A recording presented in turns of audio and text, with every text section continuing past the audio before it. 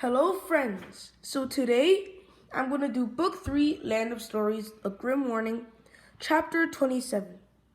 It's called The Signal in the Sky. As you see, my camera is now black, so your electronics can save some battery. The Signal in the Sky. The flames on Alex's and Connor's wounds faded as the sun set and the night fell upon the tiny cottage in the woods. Soon the flames dimmed more, burning so low, only a thin glow covered the healing parts of their bodies. "The flames are almost gone," Alex said. She stood from the cot and finally could put weight on her leg without any pain. "My ribs feel good too," Connor said. He twisted his torso and touched his toes without any difficulty. "I've never felt better. Looks like the fire did the trick." "We really need to get going," Alex said to Hageta. Hageta didn't argue with her this time. She retrieved Alex's crystal wand from the fireplace and handed it to her. "Here you are, my dear." Alex examined her wand and didn't feel a scratch on it. It was good as new. "We'll never forget this kindness," Alex said. "If there is anything we can do, please don't hesitate." Hageta raised her hand. "The best thing you can do is to promise me you'll take care of yourselves," she said warmly.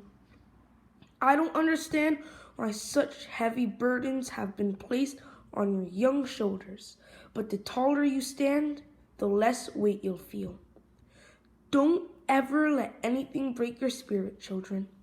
Courage is something no one can take away from you." Alex and Connor exchanged a heart-warmed smile with her. Goldilocks had told them the same thing once, and now they knew who she had learned it from. "We always seem to land on our feet," Connor said. "Except that one time you saw us crash and we almost died. But thanks to you, we even bounced back from that." Alex leaned under the table. "Are you ready to go, Lester?" Squawk! Lester squawked and happily fluttered to his feet, almost knocking the table over in the process. "Great then, let's go." Suddenly, a heavy knock came on Hageta's door. All four of them immediately turned to it. "Are you expecting company?" Connor said. "No," Hageta said. She was just as alarmed as the twins were by the sound of a visitor. "Quick, hide behind the cauldron so no one will see you." The twins crouched behind the cauldron. Lester dived under the table again, and Hageta placed a large tablecloth over it to shield him better. Alex pointed her wand at the door, preparing for the worst. Hageta opened the door, only a silver, and peeked outside. "Can I help you?" she asked the caller. "Hello, sorry to disturb you, but I'm looking for a young girl and boy. The goose they were flying was shot and they were spotted landing in the woods around this area," said a familiar voice. "Have you seen them?" Hageta cautiously opened the door a bit wider so the twins could see who it was. "Xanthias!" Connor exclaimed and popped up from behind the cauldron. "It's all right, Hageta. He's a friend," Alex said. Hageta let him inside, and he greeted the twins with enormous hugs. He had never been so happy to see them. "Alex, Connor, thank the heavens you're all right. I've been looking for you everywhere," he said. His cheerful demeanor confused the kids. Weren't they in the middle of a war? Did he not know the Elf Empire and the other territories have been attacked? "Xanthias, why aren't you in the Charming Kingdom? The Grand Army has started their attacks." We saw them strike the elf empire. We were just about to warn you and the other fairies, Connor said. We already know. All the kingdoms have been attacked except for the fairy kingdom, he informed them. Alex covered her mouth, and tears instantly filled her eyes. Oh no, she said.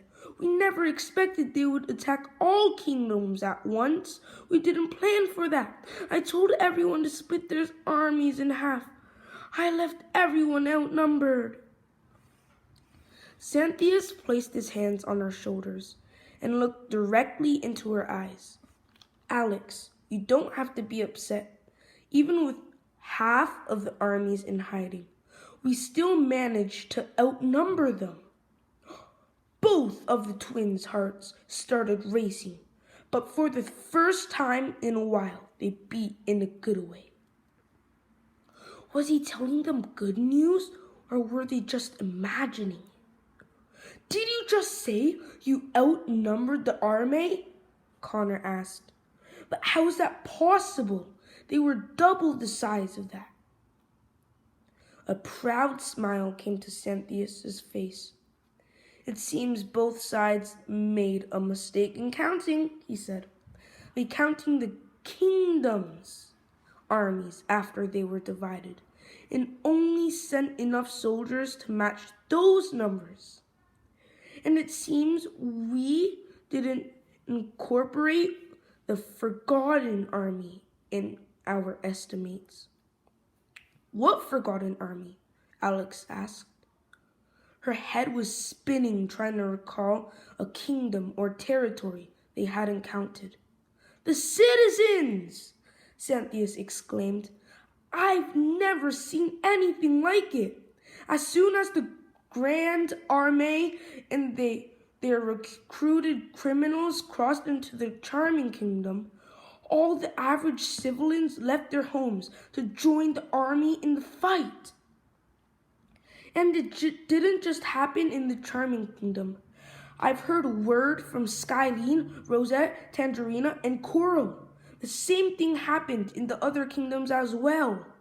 That's awesome, Connor said with a celebratory fist pump. It sounded too good to be true, and Alex wanted to get all the facts straight before she got her hopes up. Wait a second. You're telling me the majority of the Grand Army had been wiped out and we still have half the happily ever after armies in hiding waiting to reappear? Yes, Xanthias nodded. So that means we outnumber them now. And by a lot, Connor happily concluded. We do, Xanthias said, and picked up both of the twins and whirled them around the cottage. We just might win this war after all. The twins were so happy to hear this. They hollered and jumped around the cottage.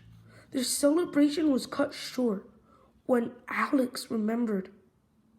There may have been more than just soldiers at stake. Xanthias, the war isn't over yet, she said. There is a chance the Grand Army obtained a dragon egg. We still need to rally every last soldier we can and get to the Fairy Kingdom before the army does. I bet they're planning to strike it last. But that's impossible, Xanthias said. Dragons have been extinct for hundreds and hundreds of years. I'm afraid it's very possible, Hageta said. I've never seen one for myself, but there have been rumors among the witch community for a very long time that one or two were preserved.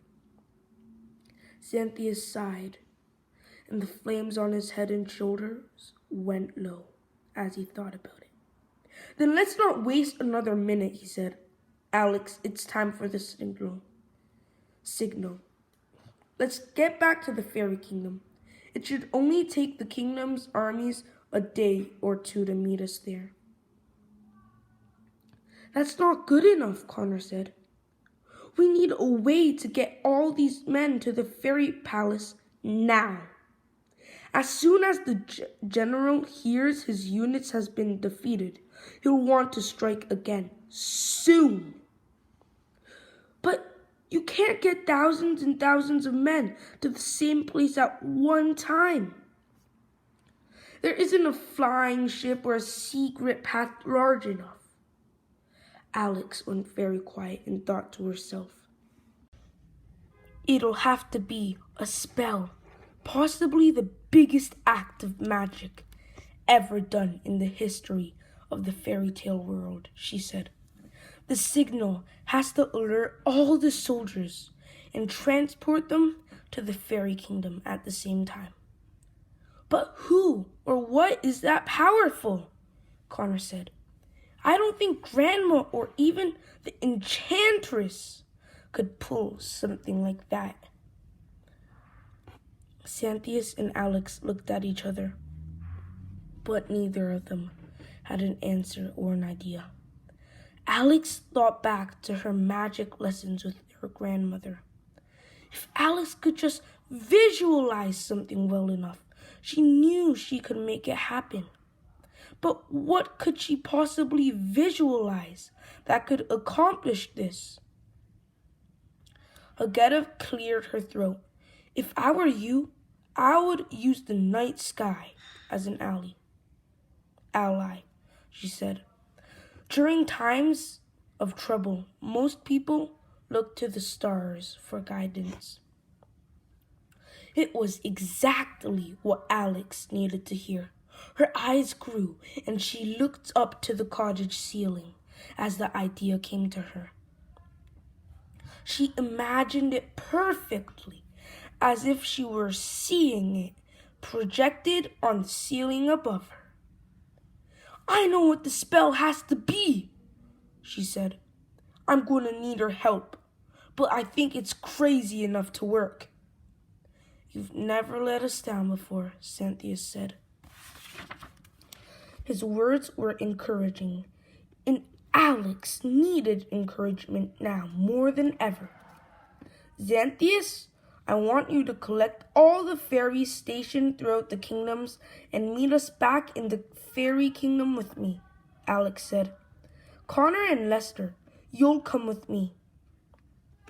Xanthias bowed to Alex and Connor. I'll see you there. He burst into bright, shimmering sparks and disappeared into thin air. Where are we going? Connor asked. But before she could answer, Alex raced out of the cottage and onto the grassy lawn outside. Connor and Lester quickly followed her out, and Hageta watched from the doorway. Alex climbed onto Lester's back and took his reins. She gestured for Connor to do the same thing, and this time he sat behind her on the goose. Lester, I want you to fly as high into the sky as you possibly can, she instructed him, and he nodded eagerly. So what are you going to do? Connor asked Alex. This might be the single most important spell that you'll ever cast in your life. No pressure or anything. Alex looked over her shoulder with a twinkle in her eye. It's not what I'm going to do. It's what we are going to do. Huh?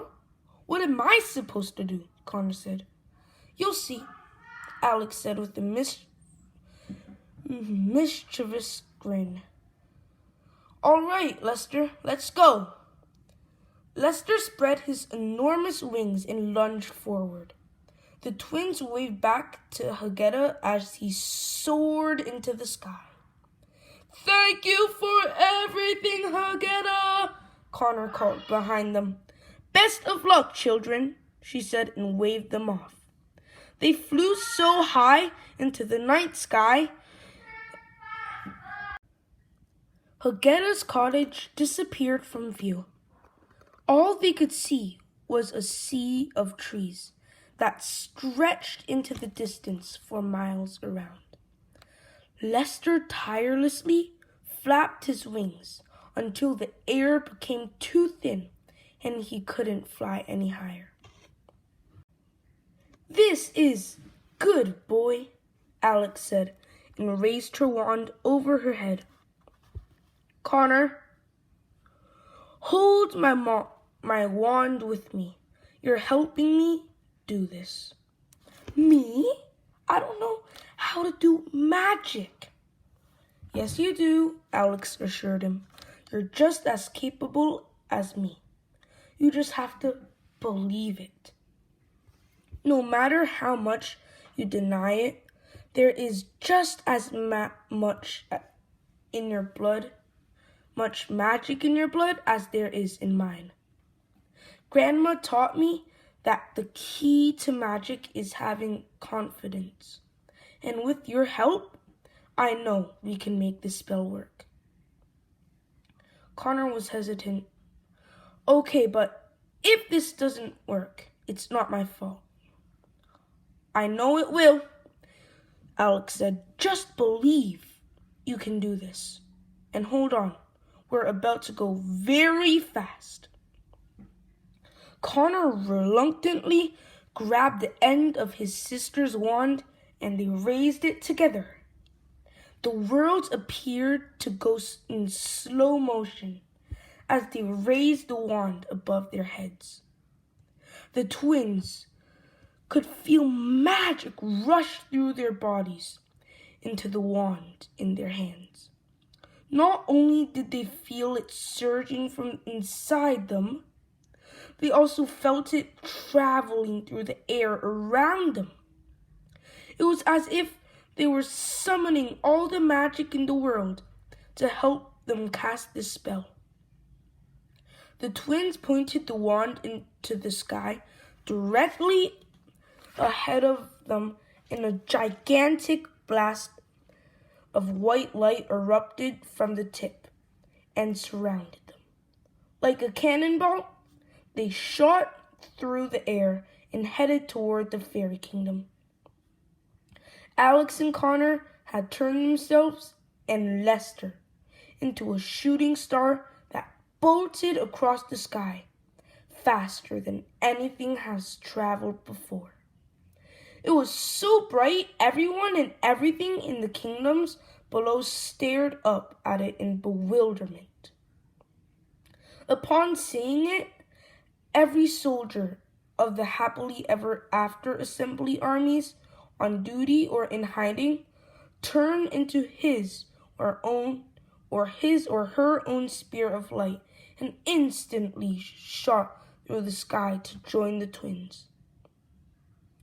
The more kingdoms they traveled across, the more soldiers were attached, and the larger the star became, it was as if thousands and thousands of shooting stars had been launched from the ground and then came together to form a massive comet. With one flick of a wand, Alex and Connor had performed the greatest act of magic ever achieved. They united all the armies in the world so they could finish off the army who had threatened their home. Together, they flew across the night sky, heading to the fairy palace with enough light to restart the sun. That is the end of chapter 27. The next chapter is called The Battle for the Fairy Kingdom. Bye, friends.